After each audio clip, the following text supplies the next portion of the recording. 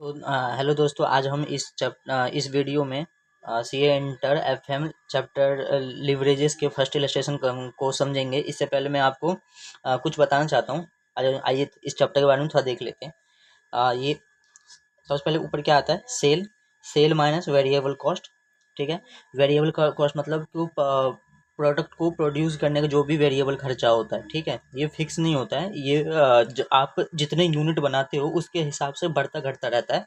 ठीक है, सेल में से वेरिएबल कॉस्ट लेस करते हैं तो आता है कंट्रीब्यूशन। कंट्रीब्यूशन में से लेस करते हैं फिक्स कॉस्ट। फिक्स कॉस्ट ये पर यूनिट, मतलब इसे हम यूनिट वाइज नहीं देखते हैं, ये टोटल में होता है। ठीक है, और हम आगे आपको समझाएंगे। इसमें कंट्रीब्यूशन में से फिक्स कॉस्ट लेस करते हैं, आता है ऑपरेटिंग प्रॉफिट। इसी को क्या कहते हैं, ईवीआईटी, मतलब earning before interest and tax. ठीक है, इसमें से हम इंटरेस्ट को लेस कर देते हैं तो आता है अर्निंग बिफोर टैक्स। ठीक है, इसमें से लेस करते हैं टैक्स तो आता है प्रॉफिट आफ्टर टैक्स। ठीक है, तो इसमें से हम लेस करेंगे प्रेफरेंस डिविडेंड। अगर क्वेश्चन में दिया होता है प्रेफरेंस शेयर, तो उसके ऊपर हमें प्रेफरेंस का डिविडेंड भी देना होगा। फिर आता है net earning available for equity share holder. ठीक है, तो उसके बाद आ जाएगा earning available for equity share. फिर ये earning available for equity share को हम नंबर ऑफ इक्विटी से डिवाइड करेंगे तो हमारा ईपीएस निकल जाएगा। सबसे पहले आपको इस चार्ट को समझना पड़ेगा। इस फॉर्मूले को लर्न कर लेंगे, इसी के बेस पे इस चैप्टर के हम क्वेश्चन को सॉल्व कर लेंगे। बस ये पूरा चैप्टर ना इसी पे ही बेस है। और ना पूरे एफएम में आपको ना, ये अगर आपने इसे समझ लिया ना, ये पूरा ये आपको ये इनकम स्टेटमेंट आपको बहुत हेल्पफुल होगा। ठीक है, एक बार आप इसको देखिए, ये आपके बुक्स के पेज नंबर 6.4 में भी दे रखा है, न्यू मॉड्यूल में। तो आइए हम फर्स्ट इलस्ट्रेशन का देखते हैं।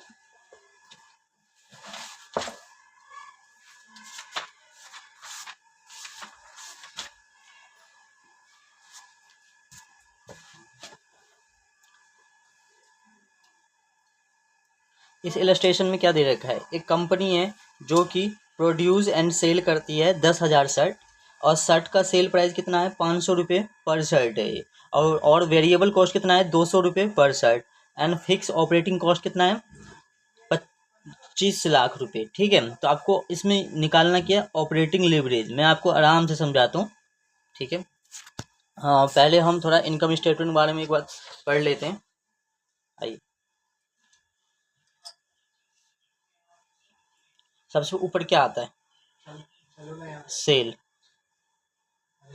सेल में से हम क्या लेस करते हैं, वेरिएबल कॉस्ट। तो आता क्या है, कंट्रीब्यूशन। ठीक है, कंट्रीब्यूशन में पूरा लिख लेता हूँ। कंट्रीब्यूशन में से लेस करेंगे फिक्स्ड कॉस्ट। आता क्या है, इसके बाद आ जाएगा अर्निंग ईबीआईटी। इसे कहते क्या है, earning before interest and tax. ठीक है, इसमें से हम लेस करते हैं इंटरेस्ट।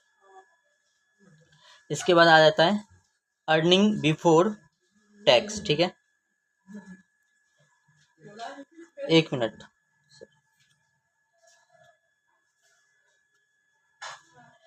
अर्निंग बिफोर टैक्स, यहाँ से हम लेस करते हैं टैक्स, तो आ जाएगा अर्निंग आफ्टर टैक्स।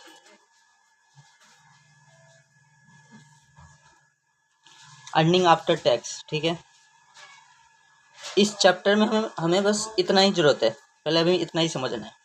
तो सबसे पहले हमको फाइंड क्या करना है इस क्वेश्चन में, calculate operating leverages. Operating leverages का फॉर्मूला क्या होता है,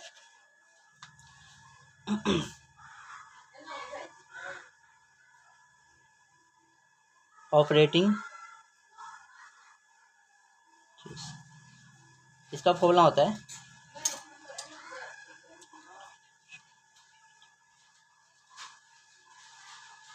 कंट्रीब्यूशन अपॉन ईबीआईटी। ठीक है, कंट्रीब्यूशन क्या है, जो आप हम सेल माइनस वेरिएबल कॉस्ट करते हैं तो क्या आता है, कंट्रीब्यूशन। ठीक है, और ईबीआईटी क्या होता है, कंट्रीब्यूशन में से जो फिक्स कॉस्ट लेस कर देते हैं ना, इसे कहते हैं EBIT। तो हमको इसको और इसकी ज़रूरत है ताकि हम ऑपरेटिंग लीवरेज निकाल लेंगे। ठीक है, तो हम इस क्वेश्चन में पहले यहीं पे सॉल्व करके दिखा देता हूँ मैं आपको। तो इस क्वेश्चन में अगर देखा जाए तो कॉन्ट्रीब्यूशन कितना निकल के आएगा, सेल। पहले मैं यहाँ पे सेल निकाल के दिखाता हूँ। ठीक है, देखिए सेल निकालता हूँ। सेल कितना आ जाएगा, 10,000 यूनिट। सेल प्राइस कितना है, 500। तो टोटल कितना हो जाएगा, 50 लाख। ठीक है,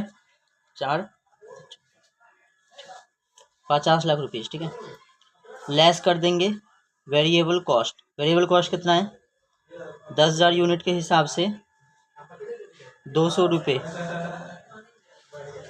तो 20 लाख आ जाएगा वेरिएबल कॉस्ट।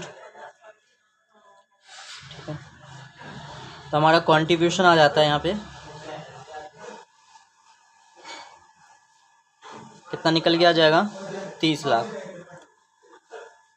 कंट्रीब्यूशन से मैं मुझे इस क्वेश्चन में निकालना क्या क्या है, पहले तो ऑपरेटिंग लीवरेज। इसके लिए चाहिए क्या, कंट्रीब्यूशन अपन EBIT। कंट्रीब्यूशन हमारा निकल गया, कितना निकला है, 30 लाख। और मुझे EBIT चाहिए। तो EBIT के लिए क्या, मुझे पहले फिक्स कॉस्ट यहाँ से लेस करना पड़ेगा। फिक्स्ड कॉस्ट क्वेश्चन कितना दे रखा है, 25 लाख रुपए। ठीक है,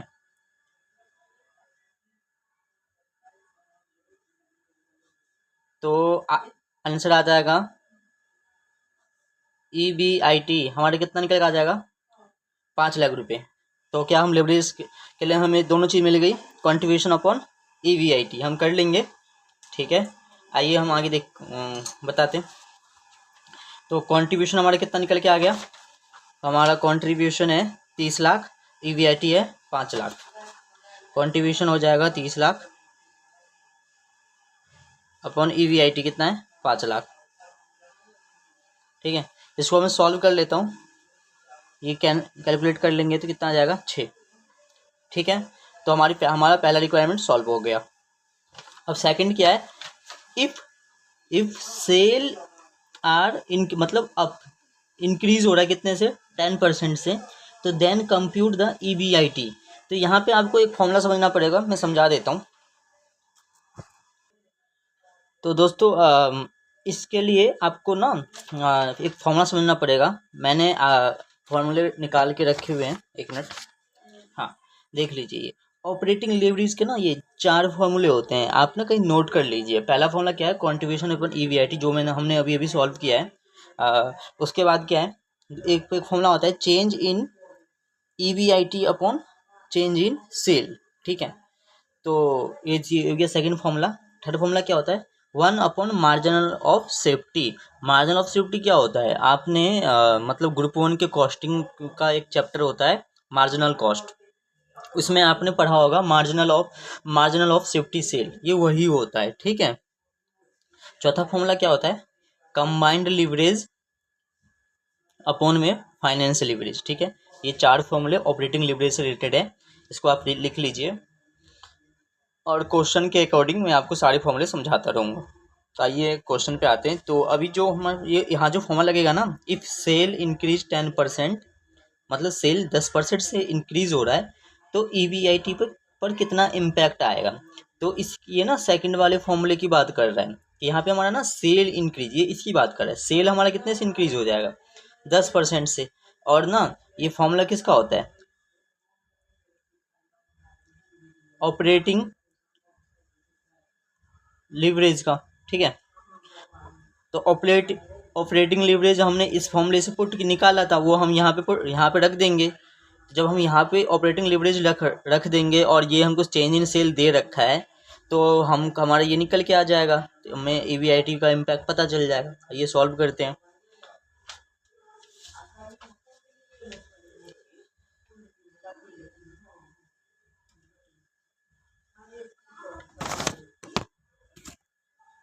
एक मिनट, फॉर्मूला क्या होता है, ऑपरेटिंग लीवरेज कह रहा है, ऑपरेटिंग लीवरेज। ठीक है, इसका फॉर्मूला होता है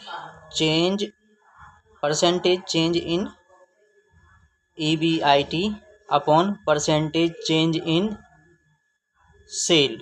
ठीक है, यही फॉर्मूला था हमारा। ठीक, क्वेश्चन में क्या दे रखा है, 10% सेल से इंक्रीज हुआ है, तो सेल हमारा कितने से इंक्रीज हुआ है, तो ऊपर तो हमें ये फाइंड करना है परसेंटेज चेंज इन EBIT, ठीक है, upon percentage change in sale की कितना है 10%, ठीक है, दे रखा है। और ऊपर हमने ये कितना निकाला ऑपरेटिंग लीवरेज 6, ये हम यहाँ पुट कर देंगे, तो ये कितने परसेंट चेंज हो जाएगा, ये यहाँ पे आ जाएगा। इसके बाद कर सकते हैं हम, यहाँ लिख देंगे percentage change in EBIT equal में 10 मल्टीप्लाई ना, ये हो जाएगा 60%, ठीक है। ओके दोस्तों, होप आपको ये फॉर्मूले समझ आ गए हैं। Thank you. हम नेक्स्ट वीडियो में नेक्स्ट क्वेश्चन के साथ मिलते हैं।